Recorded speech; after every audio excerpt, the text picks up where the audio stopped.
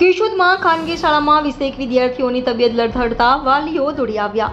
કેશોદના bus stand પાસે મહેશનગર વિસ્તારમાં આવેલ જીડી વાછાણી કન્યા વિદ્યાલયમાં અભ્યાસ કરતી 21 વિદ્યાર્થીનીઓને અચાનક ચક્કર આવવાની સાથે ગભરામણ થવાથી શ્વાસ રૂંધાવા લાગતા 5 વિદ્યાર્થીઓને હોસ્પિટલમાં ખસેડવામાં આવી હતી અને અન્ય અસરગ્રસ્ત વિદ્યાર્થીનીઓને ઘરે મોકલી આપવામાં આવી હતી। જીડી વાછાણી કન્યા વિદ્યાલયમાં બનેલી ઘટના અંગે આજે ચિંતાતુર વાલીઓ શાળાએ રજૂઆત કરવા દોડી આવ્યા હતા।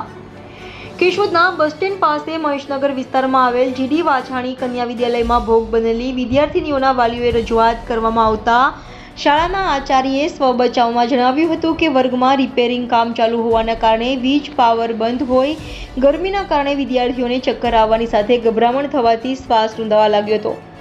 કેશોદના જીડી વાછાણી કન્યા વિદ્યાલયમાં બનેલા બનાવ અંગે વાલીઓનો આક્ષેપ હતો કે ક્લાસરૂમની ક્ષમતા મુજબ પંખા ન હોવાથી ઉપરાંત ધીમા ફરતા હોવાથી શ્વાસોશ્વાસની તકલીફ થતાં શિક્ષકોને ફરિયાદ કરી બહાર બગીચામાં બેસાડવા વિદ્યાર્થીનીઓએ રજૂઆત કરી હતી, પરંતુ વિદ્યાર્થીનીઓને વર્ગખંડમાં જ બેસવા મજબૂર કરતા સમગ્ર ઘટના બની હતી। કેશોદમાં દીકરીઓ માટે શૈક્ષણિક ક્ષેત્રે સૌથી જૂનું સંસ્થામાં બેદરકારીનો કિસ્સો બહાર આવતા વાલીઓમાં ફફડાટ વ્યાપી ગયો છે। કેમેરામેન રાવલિયા મધુ સાથે reporter Jagdish Yadav, India 24 news, Junagadh.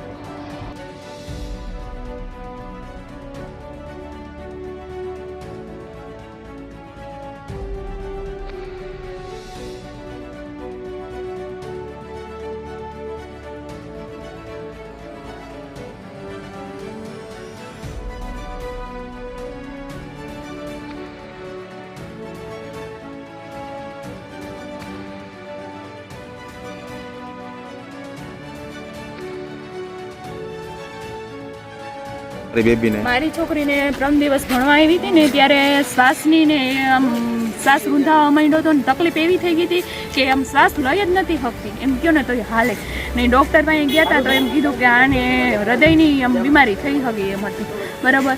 તો એવી છોકરીઓ કેટલી 20 થી 25 છોકરીઓને એ રીતના થઈ ગયું હતું। ઘણીને તો હોસ્પિટલે લઈ ગયા હતા, મારી છોકરીને ઘરે મૂકી ગયા હતા, હું ત્યાંથી દવાખાને લઈ ગઈ, બરાબર। તો એવી કેટલી છોકરીઓને થઈ ગયેલ છે। તો આ બધીનું કારણ શું હતું એમ એ લોકો એમ કહે છે કે લાઇટ નથી એને કારણે, તો લાઇટ નથી તો પછી બહાર વાતાવરણમાં કાઢાય, પવનમાં કાઢાય ને કાઢવાનું કીધું છોકરીઓએ, બરાબર। છોકરીએ કીધું બહાર કાઢવાનું, તો એમાંથી એક સાહેબે ના પાડી કે ના ના તમે તો બહાર ના કરો ને આમ ને એટલો શ્વાસ નથી લઈ શકતી છોકરીઓ, બરાબર। તો એના માટે પંખા ને બધું વ્યવસ્થા કરો। અમે અટાણે જોવા ગયા હતા, બરાબર।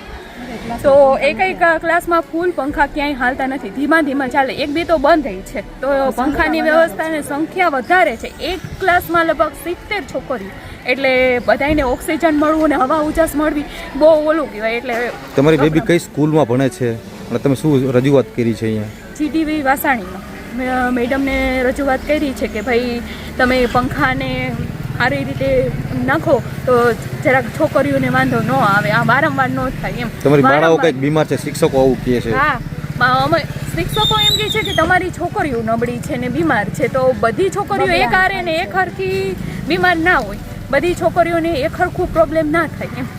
કેટલા વાલીઓ રજૂઆત કરવા આવ્યા છે અહીંયા? 15 વાલી છે રજૂઆત કરવા આવ્યા છે। હાલ તમારી બેબી સ્ટેબલ છે, સારું છે? હા, દક્ષાબેન રિંકુભાઈ વણપડિયા, હું મારી દીકરી અહીં ભણે છે એની રજૂઆત કરવા આવી છું કે એને કાલે તબિયત બહુ પરમ દિવસે ખરાબ થઈ ગઈ હતી એની, કે શ્વાસની તકલીફ હતી અને અહીં પંખા નથી હાલતા। મારી દીકરીને મેં કીધું છે કે તને શું તકલીફ હતી, આની પહેલાં 2 દિવસ અઠવાડિયા પહેલાં થઈ હતી, અને મેં એને પૂછ્યું હતું કે તને શું તકલીફ છે, કે પંખા નથી હાલતા, કે મારા ક્લાસમાં મમ્મી કે 4 પંખા છે એમાં 2 પંખા બંધ છે, અને અમે સાહેબોને કીધું કે અમને આમ થયું તો તમે બહાર કાઢો, તો મારી દીકરીને બહાર ન કાઢી, એમાં એની તબિયત વધારે ખરાબ થઈ ગઈ। અમે દેવાણી સાહેબની હોસ્પિટલે તાત્કાલિક લઈ ગયા, ત્યાંથી સાહેબે ના પાડી દીધી કે તમે બીજી મોટી હોસ્પિટલે લઈ જાવી, કે અહીંયા કેસ નહીં સંભાળવામાં આવે કે। આ બાબત તમે સ્કૂલને કઈ રજૂઆત કરી છે? એને ગભરામણ થઈ ગઈ હતી, અહીંયા મેડમને અત્યારે રજૂઆત કરી દીધી છે અમે, તો મેડમે કહી દીધું છે મંજુ મેડમે કે હવે તમારે આ પ્રોબ્લેમ નહીં આવે કેમ। શું કીધું, શું પ્રોબ્લેમ હતો વિદ્યાર્થીને આવું થયું, શું કીધું શિક્ષકે? શિક્ષકે કાંઈ નથી કીધું, શિક્ષક ખાલી એટલું કીધું કે આમ વરસાદ હતો ત્યારે એ લોકો એમ કીધું કે વરસાદ ત્યાં નહોતો, લાઇટ નહોતી, લાઇટના હિસાબે છોકરીઓને બહાર નહોતી કાઢી એ લોકોએ। છોકરીઓ એમ કીધું ને આ લોકો એમ કહે છે કે તમારી છોકરીઓને પ્રોબ્લેમ છે એ કેમ, તમારી છોકરીઓને તકલીફ છે એ કેમ।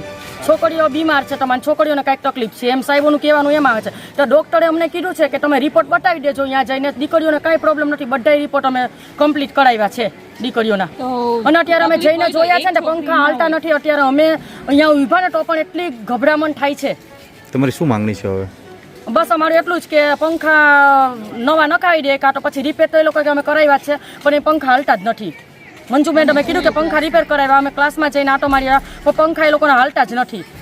અમારી દીકરીને કાલ સવારે કાંઈ થઈ જાય તો કોણ જવાબદારી લે એની? કોણ જવાબદારી લે? મારી દીકરીની હાલત એટલી ખરાબ હતી, મને ડૉક્ટરે એમ કીધું કે પેરેલાઇઝનો એટેક પણ આવી શકે તમારી દીકરીને બેની, કે તમે મારી ફાઇલ જઈને ત્યાં બતાવજો અથવા પર્સનલી નંબર લખી દીધા એમાં તમે વાત કરાવજો. એ કે હું ભીમાણી મંજુલાબેન બેચરભાઈ જીડી વાછાણીમાં પ્રિન્સિપાલ તરીકે છેલ્લા 18 વર્ષથી ફરજ બજાવું છું. ગયા મંગળવારે હું શાળામાં રજા પર હતી અને એકાએક લાઇટનો ફોલ્ટ ઊભો થતાં લાઇટ ગયેલી હતી અને બીજી બાજુથી વરસાદ પણ ચાલુ હતો. આથી થોડા વિદ્યાર્થીઓને ગભરામણની અસર થઈ, જેના માટેની રજૂઆત થઈ છે. એ રજૂઆતને ધ્યાને લઈ અને જો કોઈ લાઇટમાં પ્રોબ્લેમ હશે તો 2 દિવસમાં એનો નિકાલ કરવામાં આવશે. કેટલી વિદ્યાર્થીઓને હોસ્પિટલ અહીંયાથી લઈ જવામાં આવી હતી? 3 વિદ્યાર્થીનીને. બેન, વાલીઓનું એવું કહ્યું છે પંખાઓ ચાલુ હોતા નથી, હકીકત શું હતી?